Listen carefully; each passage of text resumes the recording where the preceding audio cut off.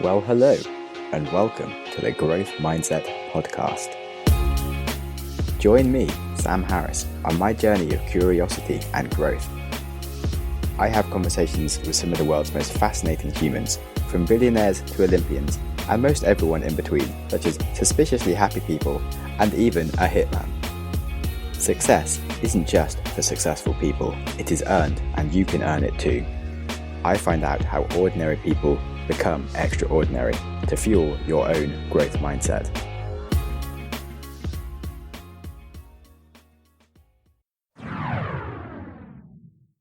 Welcome to part 2 of my Zac and Jay interview. In case you didn't listen to the first part, Zac and Jay run the brilliant YouTube channel, The Zac and Jay Show, where they take on completely nutty challenges and just have a lot of fun and tell some brilliant stories that viewers really love.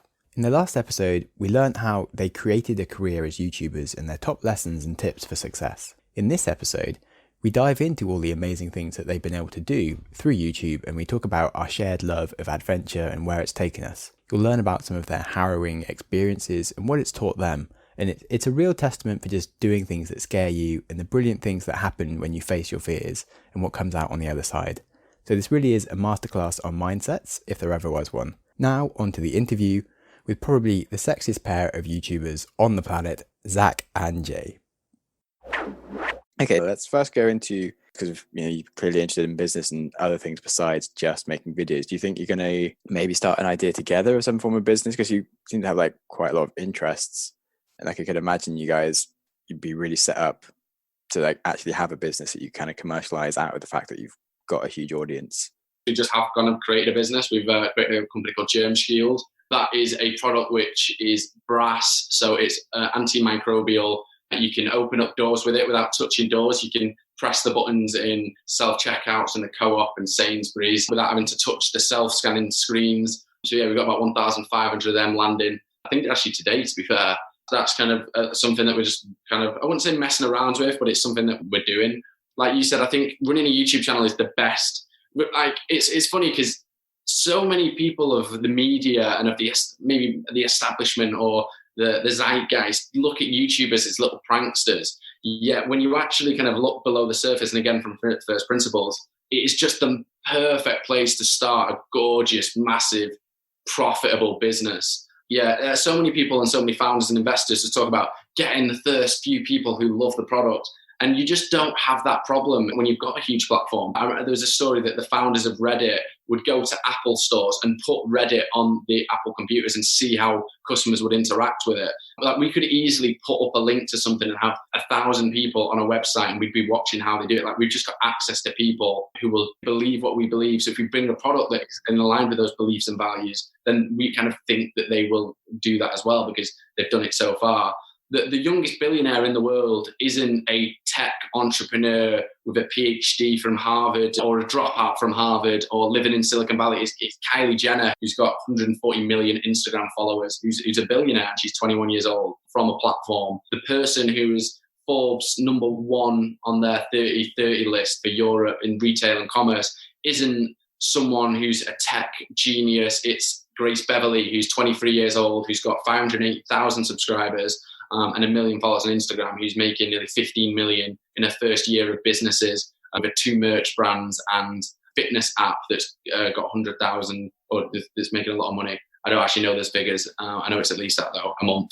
So she's making just so much fucking money is the point. And she's 23 years old. She doesn't have the biggest following in the world. Like she's got less subscribers than us. She's got way more Instagram followers, but it's just such a perfect place to introduce innovative new products to the world and services. That's the thing that I say to young creators, and it's partly why that's my advice to them is like, don't wish away this opportunity or don't just like get lost in the sauce and enjoy the views you get and the short-term money you get because you can make an app, you can make massive things off the back of it really.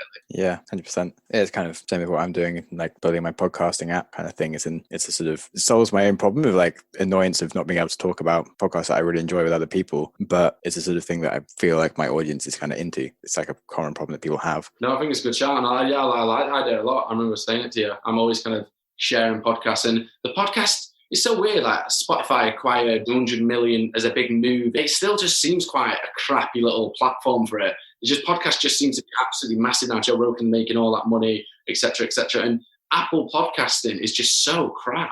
So yeah, I think the infrastructure and the tools and products that are going to be built around podcasts is going to be very interesting.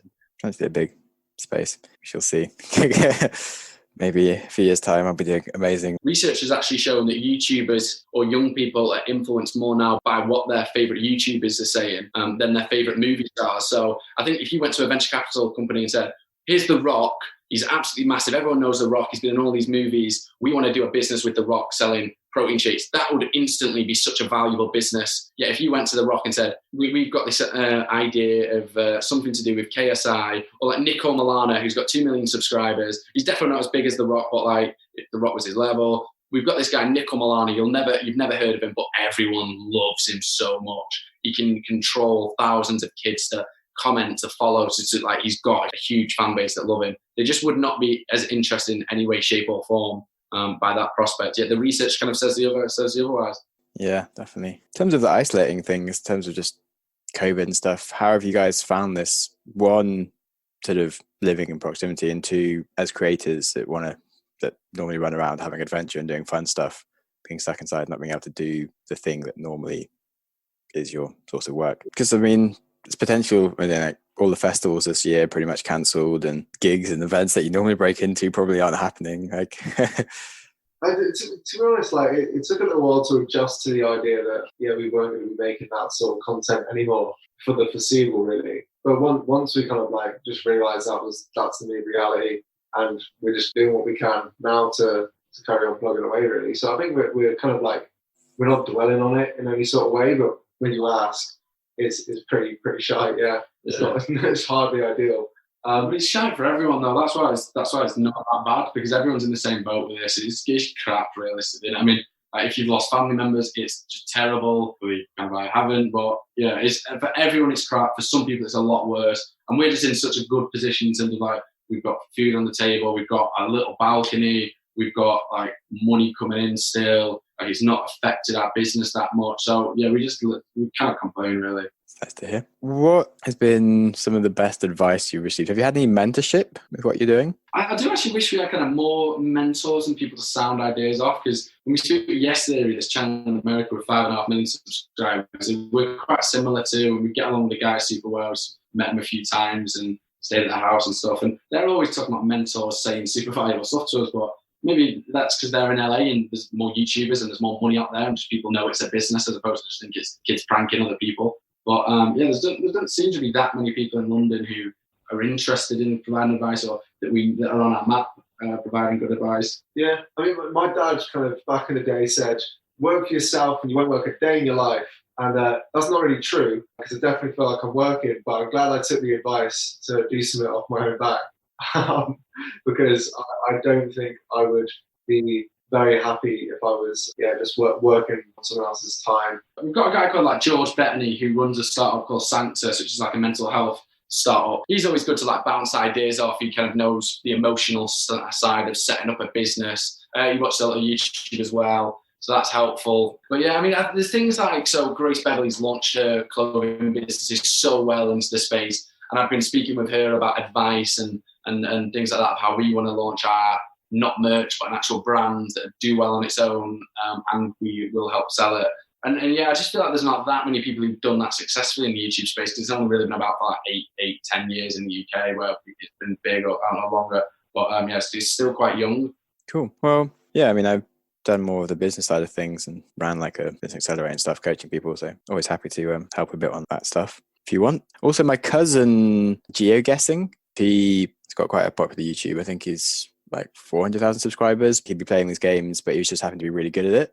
And it's quite popular. And then he did like this mission across Wales where he just walked across it in a straight line. I was going to do that with him as well, but my accounts were due that weekend, so I had to finish them off. So, fucking nightmare. Take the fine from HMRC, man. Take the fine. Yeah, that would have been so worth it. It was one of the best series on YouTube I've ever seen. Jeez. It reminded me of like YouTube in 2012. Like it was something so pure and just fucking great. It was so good. Yeah, it wasn't a catchy thumbnail, it wasn't a catchy title, it wasn't some bare animated guy in perfectly edited software, just a guy going, right, I'm going to try and cross this place to this place in nothing but a straight line. Just that weird idea. Possible. Oh, it's cracking. One of my favourite parts is him literally crawling through hedges and just swearing at the branches. I would love to do a video on Geo. I'm going to do one. We should do one. And you, Sam, you're coming. Your account's on Geo, I imagine. Yeah. Sweet. Okay. They say for like podcasting, like appearing on other people's podcasts and sort of doing lots of like stuff, as in people listen to podcasts or people listen to podcasts. So if they hear you, they're wanting to listen to you kind of thing. And same with YouTubers, I guess. So because like, you guys quite similar domains. So like if you kind of did something with him, he did something with you, it sort of would like instruct each other probably. Anyway. A few variables, a few things to think about if you're considering moving yourself. Thanks, guys. Yeah. Awesome. I'm working on my game. I want to be more like Mike, as in you meet these people that are just like super happy the whole time. You're like, wait, how can you always be this happy? And I think you just sort of can like fake it to make it. There was something about his sense of like wonder and play. Like he was very playful. He enjoyed every moment. He didn't take himself or life too seriously. He knew he'd been through his struggles, but he had a beautiful family, a beautiful house that he made, and just enjoyed life. He took us around on his quad bike and we were like, on knee boards around him. I think that's like, if we were going to say anything about how to be that happy, those were kind of the key things in my mind. Was he looked and felt and literally felt light with life. Like he was very flowy. Been trying to cultivate that a lot more. So I kind of feel I used to like ruminate a lot more and kind of get like moody about stuff for no real reason. And you realize that like it's kind of everything's just within you, and happiness isn't really like a destination as such. It's sort of, you don't like hope that you can reach like your level of success on YouTube and suddenly you'll arrive at being happy. It's sort of, it's the journey of getting there the whole time. Like you are you always, so you kind of need to. Definitely. And I've been looking at and thinking about happiness a lot recently. I've recently started seeing a therapist. I'm on like my 3rd session. And that's just been amazing for getting insight into how the mind works and what's kind of good thought process and what's bad thought processes. And is there good or bad thought processes, or is there more just healthier or unhealthy routes, or more positive and less healthier? And that's been very good actually. What kind of stuff have you been doing in that sense, Sam? Have you heard of Vipassana meditation? It's like a 10-day insight meditation retreat where you literally don't talk to anyone.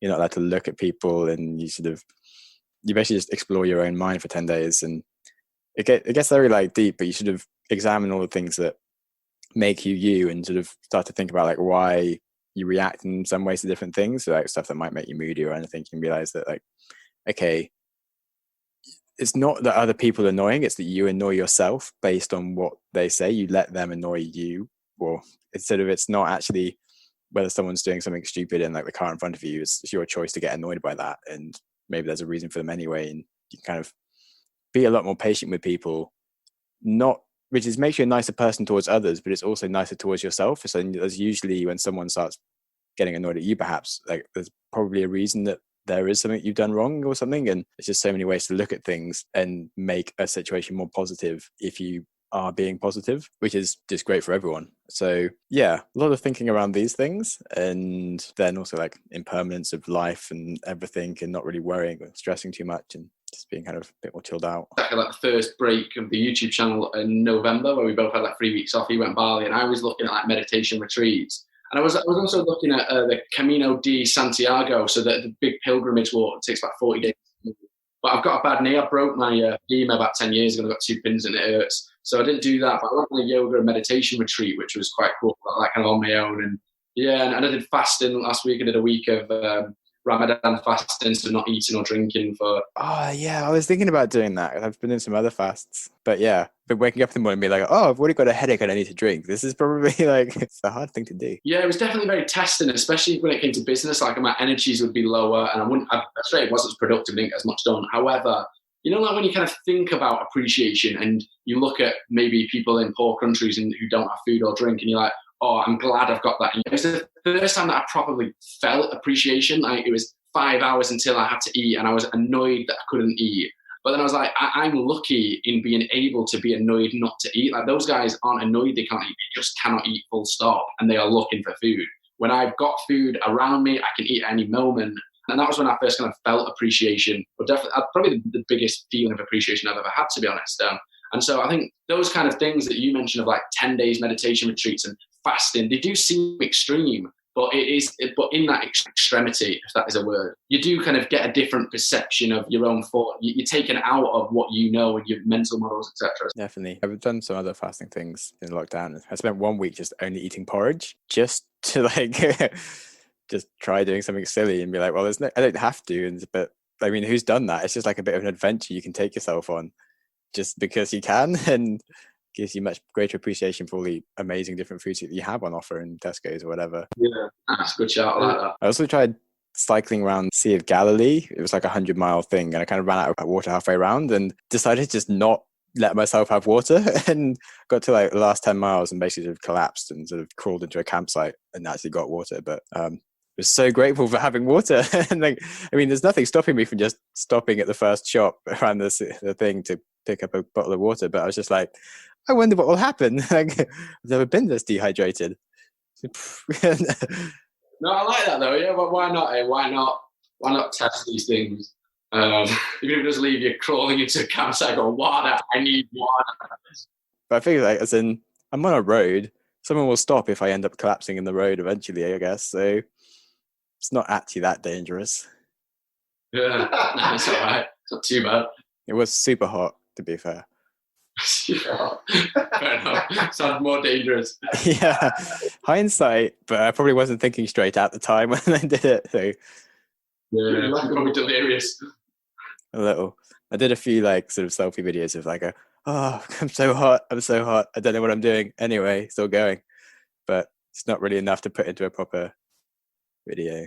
It's like, yeah, I'm really thirsty. I'm really hot. I'm feeling a bit more delirious now. Actually, just good stuff. Good stuff. I see why you relate to GeoWizard now. I feel like it's the same kind of thinking. I'm going to walk in a straight line across the country. Yeah. Like my mum and my aunt just like, what is wrong with our sons? I don't know. They aren't like us. Where did this come from? What's going on? It's so funny when parents I've got just weird kids in like the creative sense of just stuff like that. It just seems so far normal or so far gone from what we imagine their upbringing being like. Good.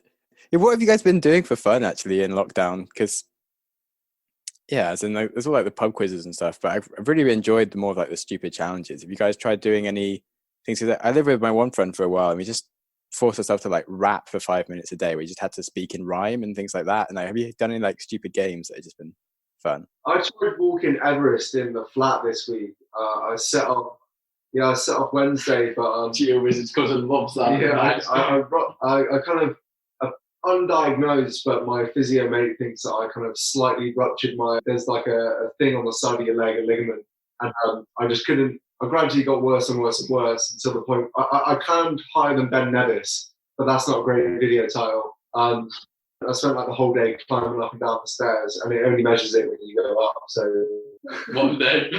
Yeah, I mean, we did with this Stuck Inside show. We did such like repeatable formats that we were just doing silly stuff all the time. So we do a talk show where me and Zac were presenting in the bath.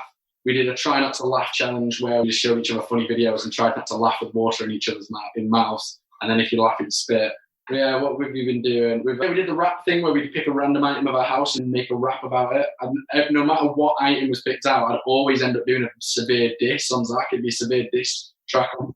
Like, his girlfriend pulled that sock from my drawer and I still managed to just make Zac from my own sock. We were thinking about like testing earlier on the exercise stuff and like what could we do with exercise and like the hilarious ways we could do different exercise in a day. We've got these ab rollers and you can stand on it and it's almost like, those Segway type things where it's just a wheel in the middle and two stand. And we were thinking, could we buy 4 or 5 of them and just go down the road like that with them in our hands and feet? Yeah, we have thought about a lot of different weird stuff we can do. I think there's probably a video around now, unlimited exercise, like we're kind of talking about. Yeah, I think you could somehow like tie your shoes onto like the things of the other one and then just have that. Yeah. Or we walked for 24 hours in a straight line and we got to the coast or something.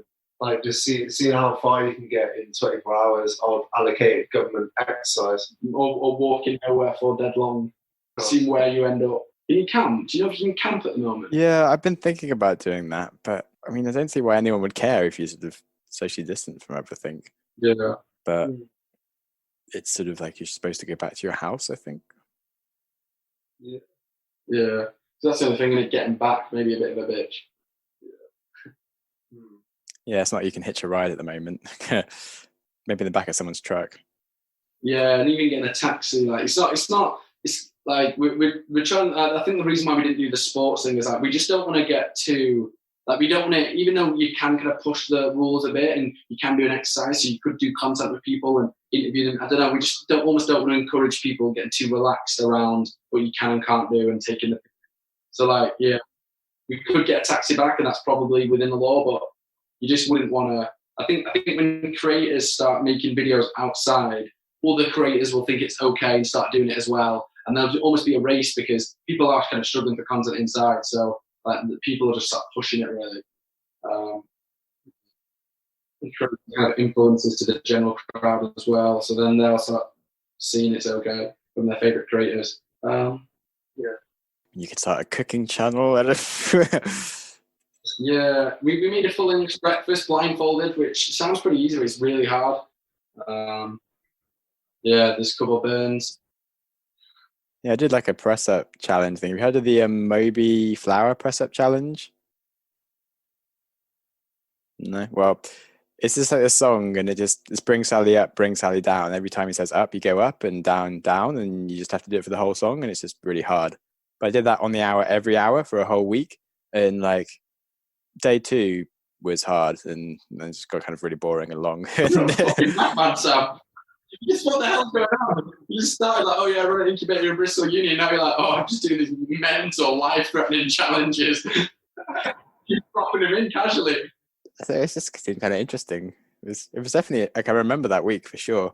It was really weird and like it became like ritualistic each hour, and annoyed the hell out of my sister's husband because it's just like a really annoying song to hear, and just every different part of the house, one of my members of family would have found me doing press ups at some point and just had to like walk over me and just like, what is wrong with this kid? And I'm doing the Wim Hof every day for the past 22 days. Yeah, I'm already something weird, man. That sounds fun. Yeah, but I held my breath for 5 minutes straight the other day, like off the back of Wim Hof. Yeah, I've been topping out at around 3 minutes 20, and then one time I just went like fucking into another dimension. I don't know whether I passed out or what, but like the normal sounds, it's like a bell dings, kind of ritualistic bell dings every minute, and then Wim Hof goes 2 minutes, keep going, and 3 minutes, and then I didn't hear it because I hadn't been past 4, but he doesn't say 4 minutes. So then when the bell went, I was like, what's going on? Looked over at my phone, it's at like 4.5 minutes. And then like 5 minutes happened, and there was 5:02 that I needed to breathe again. Which is fucking mental. Wow. Yeah, that's good. Yeah, I should probably start pushing that again. I was a lifeguard, so I used to do a lot of like work on that. I could used to be able to like swim like 2 lengths underwater, but you just get really bored because of you just sit there for hours in the evening and it's just be like a few old people or something, nothing going on. So I used to start like timing myself at the clock, or like I'd watch old people swimming and see how many lengths they could do whilst I held my breath. But one time I passed out and like I just woke up like in like the drains with a bunch of old people around me being like, are you okay, mate? And I'm there like, what the hell? Because when you pass out, it's kind of like you've been asleep. So it's like I'd woken up, but just sort of I would happen to be at work with like old naked people all on top of me. It's just like, what the fuck is going on? It's such a surreal moment. That's hilarious. That is hilarious. I like how this has just turned into story time. I feel like I've learned a lot about you this podcast now. Normally we don't really, we kind of just get asked questions about ourselves, but it's been interesting. Yeah, and I am kind of curious about the stories behind the people that we chat to, like in the interviews and podcasts. But I don't know. I almost think their audience aren't that interested in us asking a load of questions because maybe they've heard it before, and I don't know. Yeah, to be fair, in some of the podcasters that I quite like, I just kind of got a bit bored of them because I sort of heard what they say every time, even though they have different guests on, they always seem to say the same thing. Yeah, it's a good point. It's why Joe Rogan's, I think, is so good because he just has such different conversations and goes so deep into such a breadth of things. And goes off on a tangent. Yeah. Yeah, he's very loose with it, and he doesn't seem to be very fixed in his mindset. He's very open to being wrong, or he's very open to being wrong about things, learning and stuff, which I think is kind of essential. My economics teacher in college used to say what you mean and mean what you say, and he was just talking about like an economics graph. But I think it is quite important because I don't know, when you speak, so much of it is like emotion. Yet when people, especially in podcasts, are hearing, like, you feel like you communicate the message that you're trying to communicate. Yet in the actual wording of it, it just doesn't sound that clear. And people in the podcast don't get the point that you're trying to make. I could have actually made that point then with what I've just said if people are like, what the hell is he on about? Because my wording isn't clear enough. Yeah, it's a confusing point to make. You can be trying to ask a question, but don't quite say it clearly, but you can see that the guest kind of understands and they'll just pick it up. But like, you then listen back to it like, wait, I just said some weird nonsense, but like, this person got it. And it's stuff that, especially in like stuff that you say quite a lot, you assume that other people know it. My business mentor, who was on my old business, Unique Insights, used to say his biggest thing with founders when they were pitching to him, like to get investment, was what do you actually do? Because they just go over what they actually do as a business, and they think it's super clear what they do, and it's on their website and stuff, but it's just kind of not. They talk about the value proposition, they talk about this, they talk about that, they talk about the strategy, but they don't talk about like what the business is and what the problem is and the core fundamentals that in the founder's mind are the simplest things, but in other people's mind is not or are not. Once you know something, it's hard to know what it's like to not know it thing. And Abraham Lincoln said, speaking is a shortcut to distinction, which is quite kind of cool. And there's also a guy who does, he's on Tim Ferriss's podcast. He runs Space Camp. He runs this like project management. Jason Fried? Yeah, Jason Fried, that's the one. And he says the biggest thing that they look for when they employ people is their ability to write. And he says their ability to write coherently, concisely is a direct reflection of how they think, and how they think is how they process things and how they make decisions. He just says that is super, super important when employing people. And I also find interestingly that when I read quite a lot, my thinking and speaking gets clearer. I don't know what that is. Like I'm learning, I'm thinking, I'm bubbling away. Definitely.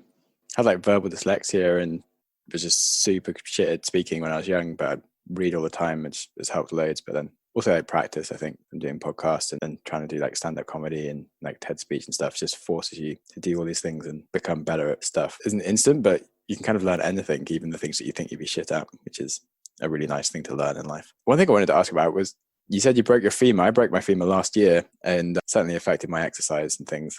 What's the story behind that? Sam, go on, mate. Mine's pretty boring. I was kite surfing, and my foot like came out the front, and it just like popped up. I was going super fast, and like it basically just shattered. And so, just in the water with this leg just like flopping around, and yeah, that was kind of quite awful. But now,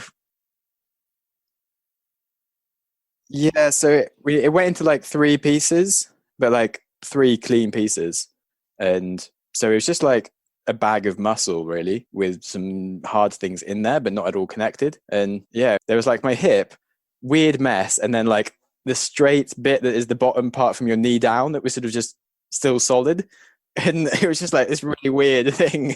I held onto my knee, but like between my knee and like hip, it was just nothing that's solid. Did it hurt every time it moved? Like, I remember when I was in the ambulance, just going over the bumps and turning the corners, the femur was like, I think it was like rubbing. It was awful. You don't realize, but basically without any structure in your leg, it's super heavy. If you just imagine like what the weight, it's like sort of like a few bottles of lemonade, of like, it's just like liquid stuff, but there's nothing holding it up. So it just wants to sag into the floor the whole time.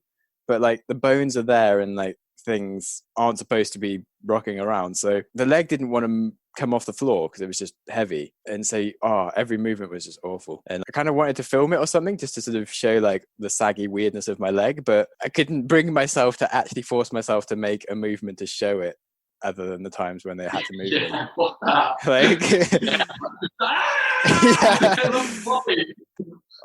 Also, it's right near. It's one of the most dangerous bones to break. It's right near a main artery, right? Yeah, because I had no idea at that point. Like, so it was like, well, maybe I'm going to die of things. And when the ambulance came to, I did it playing football, and the ambulance came to do the football, they gave me a load of oxygen, and then they got me in the ambulance, and they almost did a mini operation on me there, where they just straightened shit out, just gave me bare oxygen, and just like made sure that none of the things was hurting. And I was just in this ambulance, fucking screaming. Imagine me playing football, breaking my femur, screaming, and going into the ambulance. The ambulance just waiting there for 10 minutes, and just me going, ah!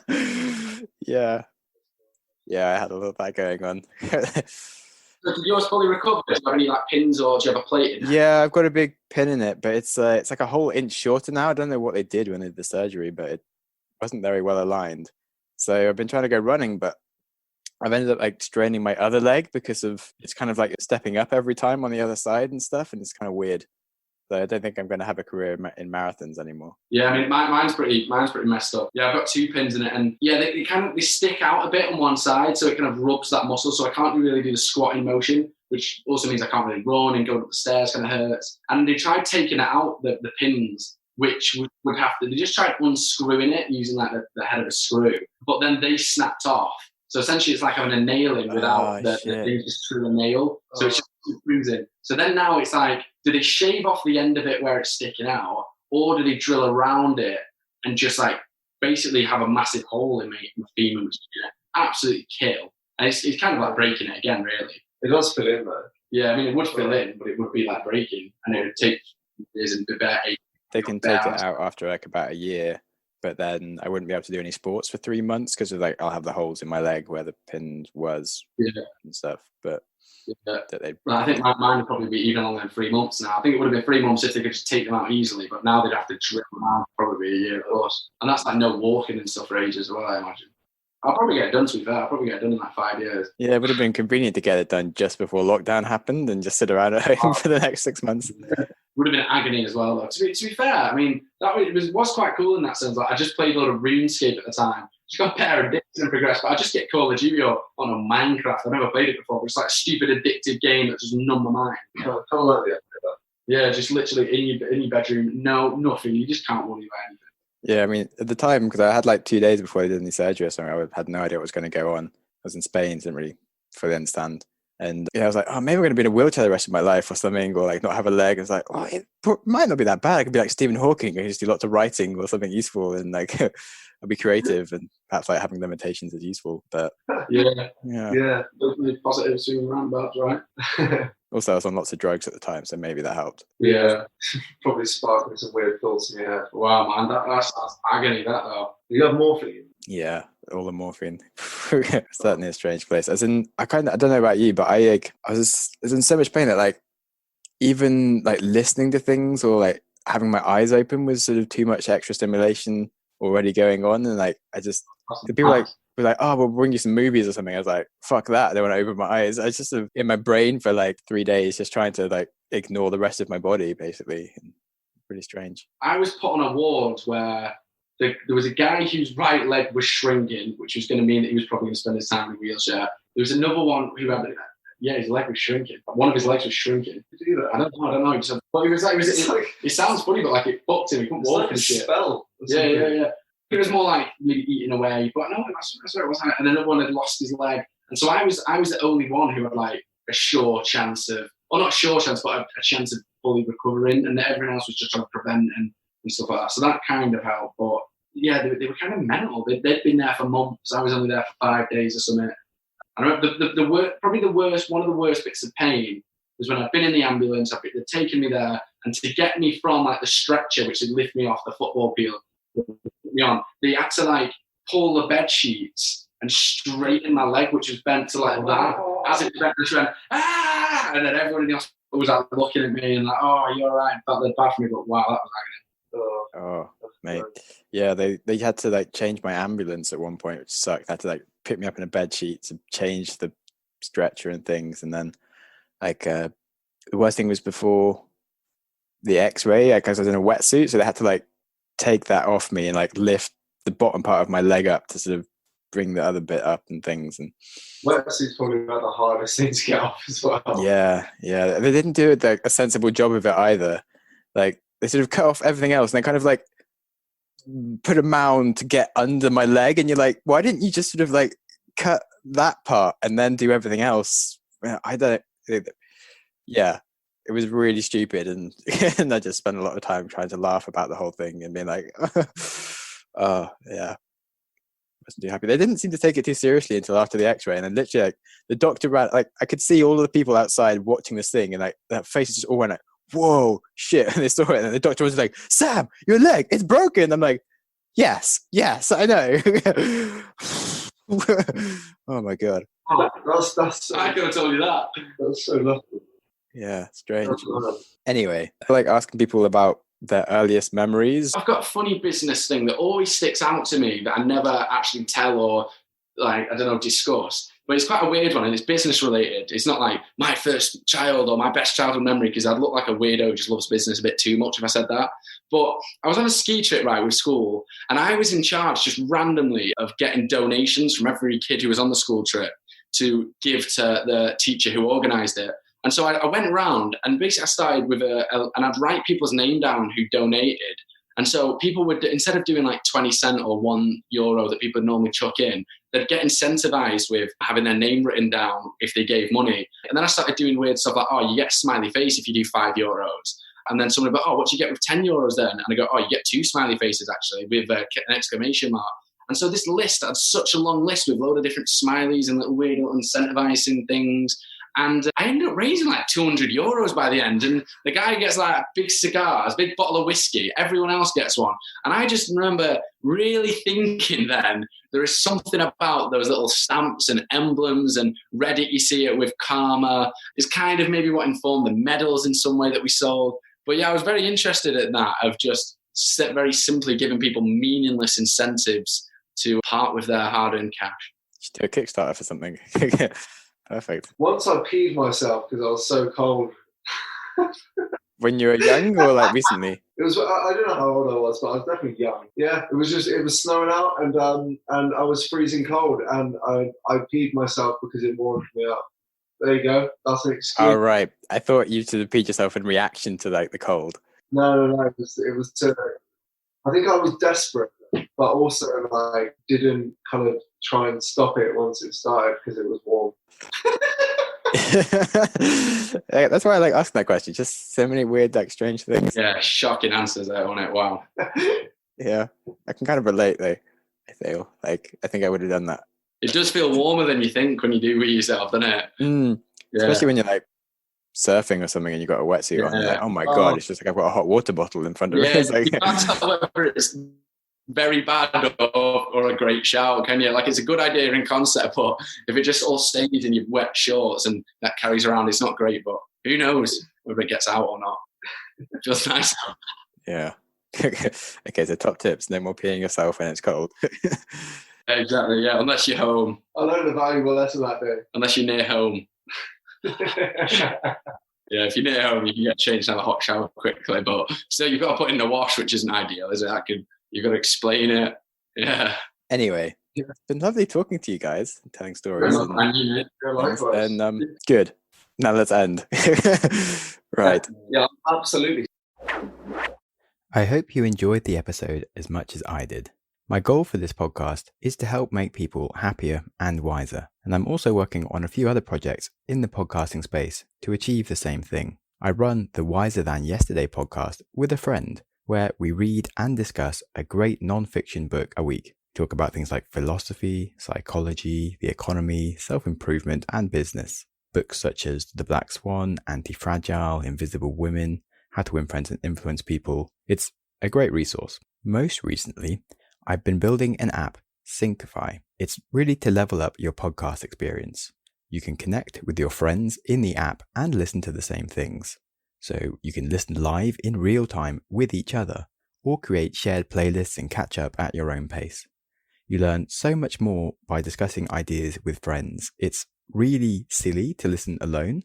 You can also discover and share brilliant episodes with ease without having to try and recommend podcasts in different apps and just it all getting lost and confused. So it's also good for combating isolation and mental health. I personally find social media quite antisocial, and I just don't find it easy to reach out to friends to chat for no real reason. But I do love doing things with other people, and listening to the same content means that I can naturally talk about the same things, and it just gives me that friend time without going out of my way. So I really hope that it can help you, and I just would love you to try out the beta version and help us build this. And obviously do invite your friends. It's all about friends. So you can find out more about Syncify app by going to syncifyapp.com. Thanks for listening. Congratulations on listening to a whole episode of the Growth Mindset podcast. Before you race into another podcast, try pausing. Ask yourself, what have you learned? What could you change? How will you make that change happen? Did you press pause? Knowledge is useless without action. What did you learn? What should you change? then how will you make that change happen? You can tell us what you learnt by contacting us through the website, growthmindsetpodcast.com, and feel free to connect with us or our guests, or just peruse the show notes. Our Instagram is @growthmindsetpodcast, or follow me @SamJamSnaps for a daily reminder to stop using Instagram. If you enjoy random acts of kindness and want to support the show, you can support us on Patreon or leave us a review on iTunes, and you'll make me very happy. And with that, keep learning and keep growing.